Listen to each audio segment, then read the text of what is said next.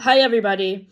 So, for my monthly reading wrap-up and what's on my upcoming TBR video for this month, I listened to 3 videos with Taylor Swift themed prompts and looked through my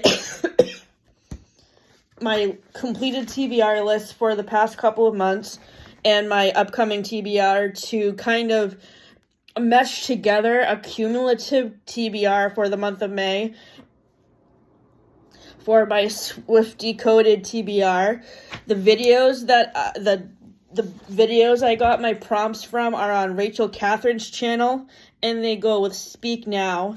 And then These Lyrics and Lines had a video for April, which was like random songs from random albums, and then their May TBR is from the Tortured Poets Society album that just came out last month. So for Rachel Catherine's video, most of the prompts for her from her video were from books that I've either read last month or in previous months. So you may be seeing books that I haven't read recently. They may be books I've read before. The first prompt I wanted to talk about is Mean. The song that Rachel Catherine picked, the book that Rachel Catherine picked to go with this song was Carrie Soto Is Back by Taylor Jenkins Reid. I have already returned this to the library. It was a DNF for me. I could not get into it, and it's probably because I'm not really into tennis, and I couldn't connect to the main character, who's obviously a professional tennis player who is retired and getting back into playing the game because somebody is trying to beat her old record.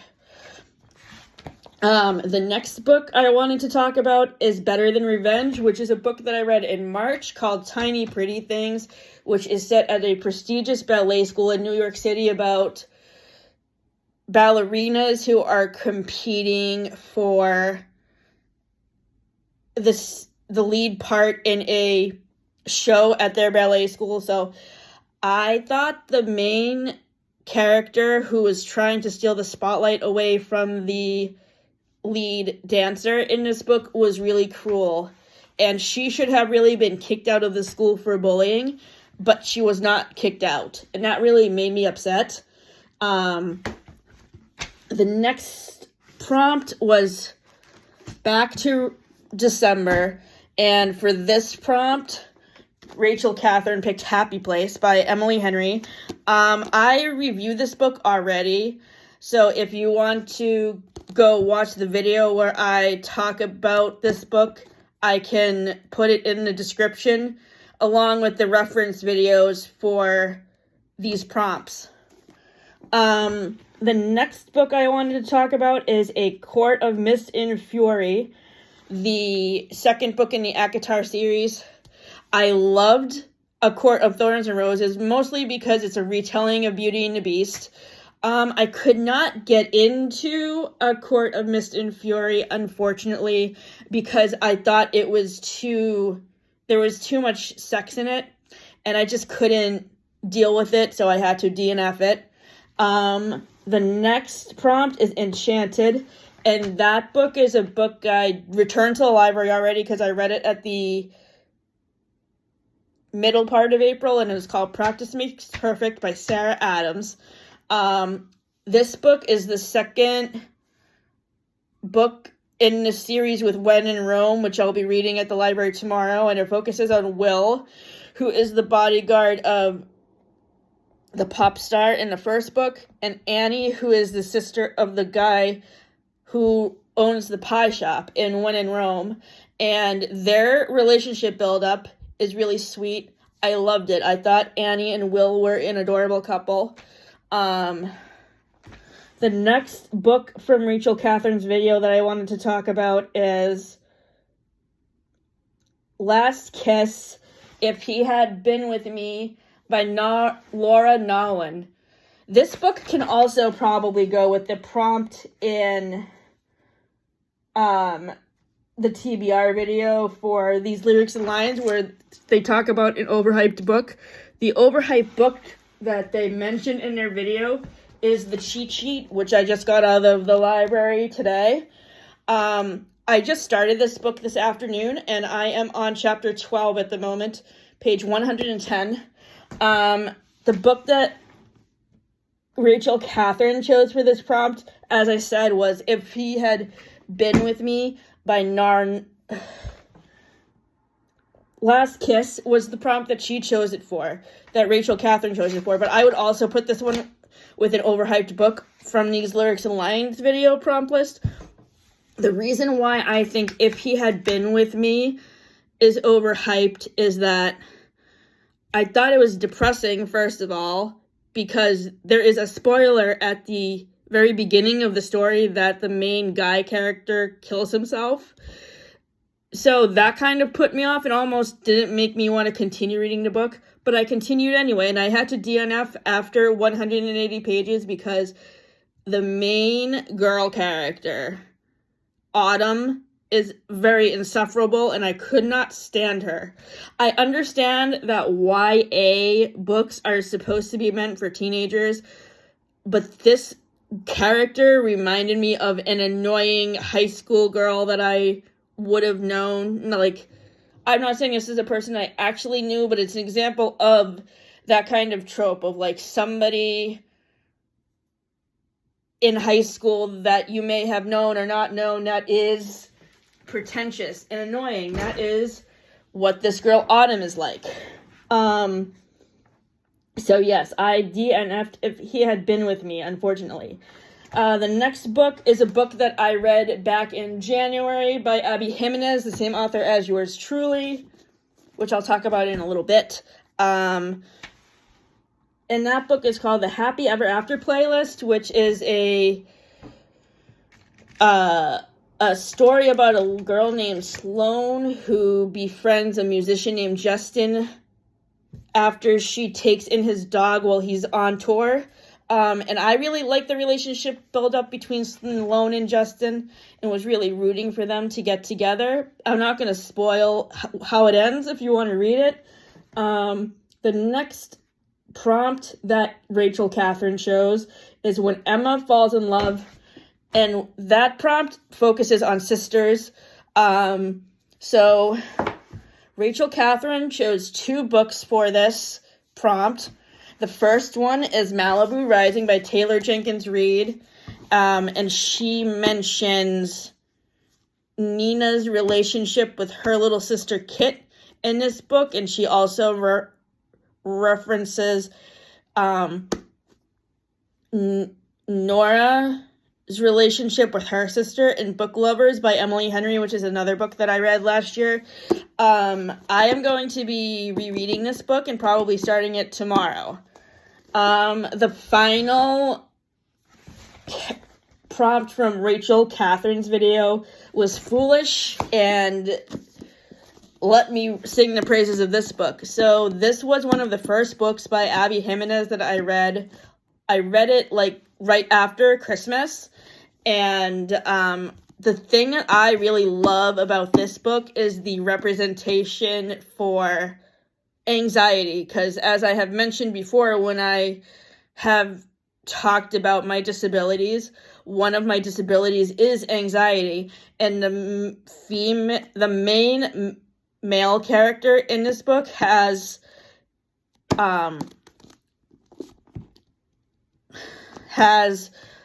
anxiety, and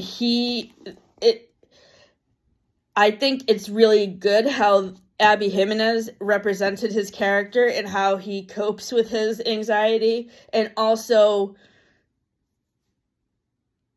talks about how he goes to therapy for it, which I think is super important too.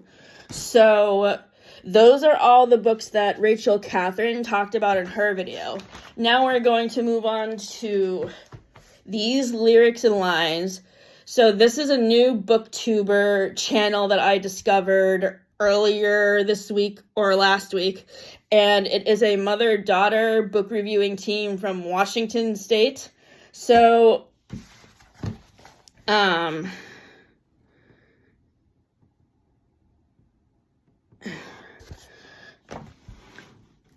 the first book that is on the list for their April TBR video was Goodbye Earl, which I don't have handy with me. It's in my bedroom. But this is like a murder revenge plot book that I am not very far into yet. I'm only on chapter 7 or chapter 8, close to page 100, but not very far off. The next book I wanted to talk about was another DNF. Destiny Sidwell also reviewed this last year, and she talked about it really highly. This is another book that I think is really overhyped. I don't understand why people think it's so good. Again, maybe it's just me being older and not connecting to YA books as much. But in this book, I just think it's creepy because she's talking to somebody she doesn't know on an online chat room. And she's also pretending to be somebody else, which isn't good either. So this focuses on Bailey and Parker. And I was just kind of icked out by this whole relationship that they were basing on not really knowing each other. And the guy in this book reminds me of the butler from the movie Mr. Deeds because he has a foot fetish. And that really turned me off too because I just think that's really gross and perverted. The next book that these lyrics in lines mentioned in their May TBR video is another Emily Henry book, Beach Read. They chose this book for the prompt, I Can Fix Him. And as I said in my video where I reviewed Funny Story, Gus and January are one of my favorite couples in a romance book. Gus is my top favorite book boyfriend overall and from Emily Henry books. My other favorite Emily Henry book boyfriends are Miles from Funny Story and Win from Happy Place.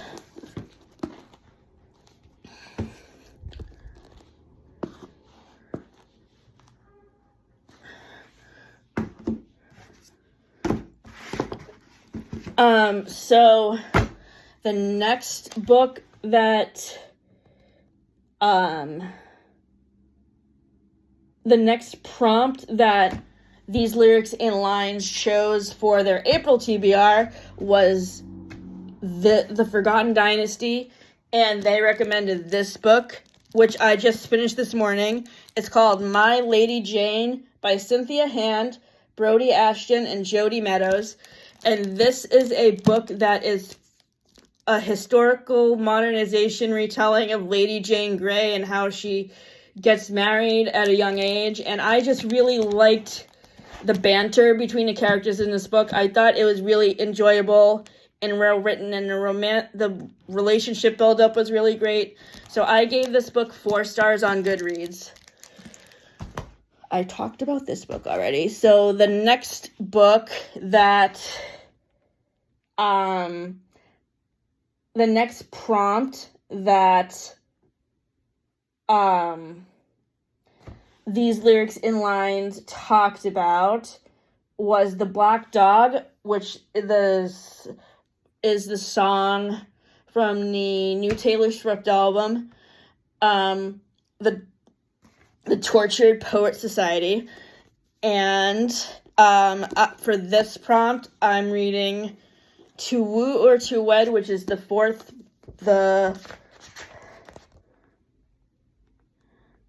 final book in the Regency Vows series by Martha Waters. I have read the other book I have read in this series is To Swoon or To Spar, which is book 4, and I need to read the first 3 books so I can complete the series. So this will be the next series that I complete. And finally, the final Taylor Swift prompt I wanted to talk about from this Lyrics and Lines video is Prophecy, which is like a fairy tale retelling. And this book is called Where the Dark Stands Still by A.B. Proanek, and it is a Polish folktale, which is very interesting.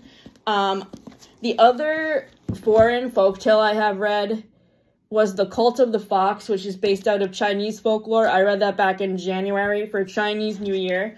I will read to you what this book is about. What dark secrets lie hidden in the spirit wood? Liska knows that magic is monstrous and its practitioners are monsters. She has done everything possible to suppress her own magic to disastrous consequences. Desperate to be free of it, Liska flees her small village and delves into the dangerous demon-infested spirit wood to steal a mythical fern flower. If she picks it, she can use its one wish to banish her powers. Everyone who has sought the fern flower has fallen prey to unknown horrors. So when Liska is caught by the demon wanderer of the wood, calls the Lesky, a bargain seems better than death. 1 year of servitude in exchange for the fern flower's wish. Whisked away to the Lesky's crumbling manor, Liska soon makes an unsettling discovery. She is not the first person to strike this bargain, and all her predecessors have mysteriously vanished. If Liska wants to survive the year and return home, she must unravel her host's spool of secrets and face the ghosts, figurative and literal, of his past. Because something wakes in the woods, something deadly and without mercy. Something that frightens even the lusty, and it cannot be defeated unless Liska embraces the monster she's always feared becoming. I am really enjoying this book so far. I am on page 227, chapter 25. So I will probably be posting another update video about my Taylor Swift Coded TBR once I get more books in at the library. Thank you for tuning in, and I hope you have a great day. Great evening. Bye.